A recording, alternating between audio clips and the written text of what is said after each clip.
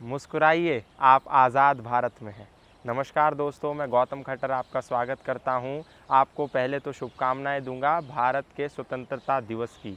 आज हम 74वां स्वतंत्रता दिवस मना रहे हैं। भारत को आज़ाद हुए 73 वर्ष पूरे हो चुके हैं। चारों तरफ वंदे मातरम और भारत माता की जय के नारे इस महापर्व पर आपको सुनाई दे रहे होंगे। लेकिन इन नारों की गूंज में एक प्रश्न भी गूंज रहा है। थोड़ा ध्यान दीजिए तो वो प्रश्न आपको सुनाई देगा। क्या 7 दशकों के बाद भी भारत आज आज़ाद है? बहुत से ऐसे मुद्दे हैं, जब आप गौर करेंगे तो आपको लगेगा अभी भारत को इन मुद्दों से आज़ाद होने की आवश्यकता है। क्या हम जातिवाद से आज़ाद हो गए हैं? क्या हम महिला असुरक्षा से आज़ाद हो गए हैं? क्या हम किसानों के बदतर हालातों से आज़ाद हो गए हैं? क्या हम इस देश में बढ़ती छुआछूत से आज़ाद हो गए हैं? बहुत से ऐसे मुद्दे हैं, जब आप देखेंगे तो लगेगा कि अभी भारत को इनसे आज़ाद होने की आवश्यकता है। भले ही 7 दशक हमें बीत गए हों आज़ाद हुए, लेकिन फिर भी ये मुद्दे कुछ ऐसे हैं जिनसे हमें अभी आज़ाद होना बाकी है, या यूँ कह लीजिए इनसे अभी हमें लड़ना है और जंग जीतनी है। यूँ कहने को तो 7 लाख से ज़्यादा वीर शहीदों ने भारत को आज़ाद कराने में अपने प्राणों की आहुति दी, लेकिन फिर भी आप अगर देखेंगे तो उनके सपनों का भारत क्या था? क्या वो एक छुआछूत से परिपूर्ण भारत की कल्पना कर रहे थे? क्या वो भ्रष्टाचार से संलिप्त एक राजनीतिक तंत्र की उन्होंने कल्पना की होगी कि जब हमें गोरे अंग्रेज़ों से आज़ादी मिलेगी तो भारत में कुछ काले अंग्रेज़ भी बैठे होंगे जो भारत में भ्रष्टाचार कर रहे होंगे? नहीं, बिल्कुल भी उन्होंने ऐसा तो नहीं सोचा होगा।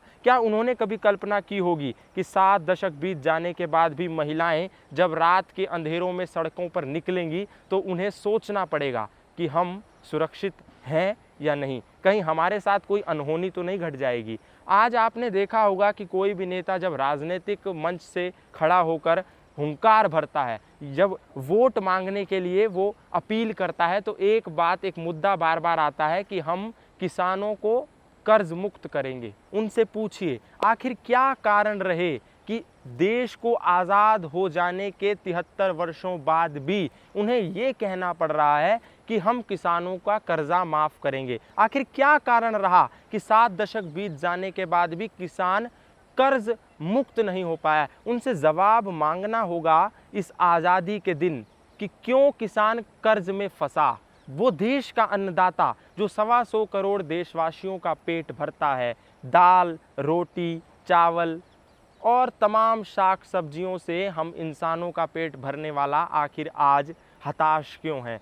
क्यों उसे सड़कों पर अपना क्विंटलों दूध बहाना पड़ता है? क्यों वो उस अपने सब्जियों को लाकर हाईवे पर छोड़ देता है, प्रदर्शन करता है? क्यों ऐसे सिस्टम से आज भी हम आज़ाद नहीं हो पाए हैं जो देश के किसानों को उनकी लागत मूल्य का पैसा भी पूरा नहीं दे पा रहा है? उससे ऊपर की तो बात नहीं की जा सकती। ऐसी बहुत सी चीज़ें हैं जिससे हमें आज़ाद होने की आवश्यकता है। आज मैं एक अखबार में एक रिपोर्ट पढ़ रहा था तो मुझे बड़ा हताशा का अनुभव हुआ कि जब हम भारत का 74वां स्वतंत्रता दिवस मना रहे हैं, तब उत्तराखंड की कैबिनेट ने एक निर्णय लिया है कि जो महिलाएं हैं, उस महिलाओं के साथ जो हैरेसमेंट होता है, महिलाओं के साथ जो यौन उत्पीड़न के अपराध होते हैं, महिलाओं के ऊपर जो एसिड अटैक होते हैं, महिलाओं के साथ जो छेड़छाड़ की वारदातें होती हैं, इसमें उनको मुआवजा दिया जाएगा। और उसमें बड़ा चौंका देने वाला आंकड़ा मैं पढ़ रहा था कि अगर कोई महिला इस हादसे में विकलांग हो जाती है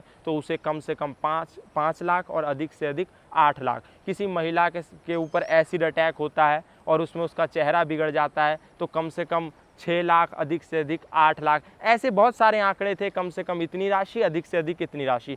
आप सोचिए कि 7 दशक आज़ाद होने के बावजूद देश के नेताओं को ये फैसला लेना पड़ रहा है कि अगर महिलाओं के साथ कुछ ऐसी अमानवीय घटना होगी तो हम उनको इतना मुआवजा देंगे। मतलब पहले से ही माइंडसेट नेताओं का बना हुआ है कि घटनाएं तो होंगी ही। आखिर क्या कारण है कि 73 वर्षों के बाद भी एक लंबा कालखंड जिसमें एक युग का परिवर्तन हो जाता है, हम पहले से ही एज्यूम करके बैठे हैं कि इनके साथ घटनाएं तो ये घटने वाली ही हैं।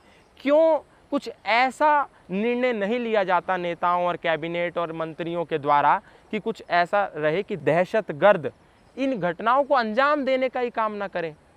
तो कहने की बात यही है कि किसान कर्जदार क्यों हुआ, महिलाओं के साथ असुरक्षा हो ही क्यों रही, कुछ ऐसा कीजिए ना कि हो ही ना, जिससे मुआवजा भी उनको देना ना पड़े। बहुत सारी बातें हैं, हम बात करते हैं यूनिटी इन डाइवर्सिटी की, लेकिन फिर भी आप देखते होंगे कि भारत में बहुत से ऐसे क्षेत्र हैं जहां पर ऊंची जाति और नीची जाति का ऐसा भेदभाव है कि अगर कोई पास में नीची जाति का व्यक्ति आ जाता है तो उसको बगल में बिठाना स्वीकार्य लोगों ने नहीं किया है। अस्पृश्यता का भाव, छुआछूत का भाव है कि उससे हम छू ना जाएं। हम इस युग में जी रहे हैं। देश आज़ाद हुआ 73 वर्ष हो गए। मैं बार बार इस बात को इसीलिए कह रहा हूँ कि बहुत सी चीज़ें हैं जिनसे हमें आज भी आज़ाद होना है। भले ही हम अंग्रेज़ों से 7 दशकों पहले 73 वर्ष पूर्व आज़ाद हो गए, लेकिन अभी भी एक संकीर्ण मानसिकता है जिससे हमें आज़ादी लेनी है। मैं यही आपसे अपील करता हूं कि बहुत से ऐसे निर्णय हैं या बहुत से ऐसे मुद्दे हैं जिस पर हमें नेताओं पर आश्रित रहना है,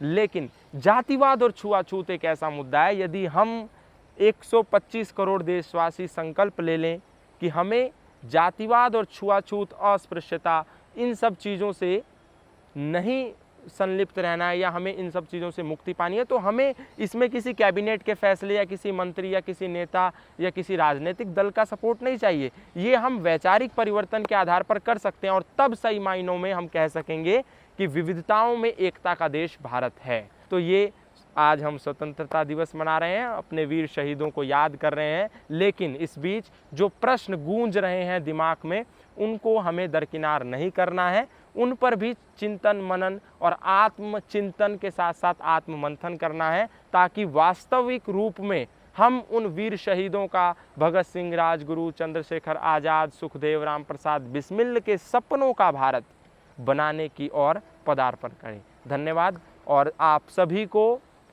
स्वतंत्रता दिवस की बहुत बहुत शुभकामनाएं।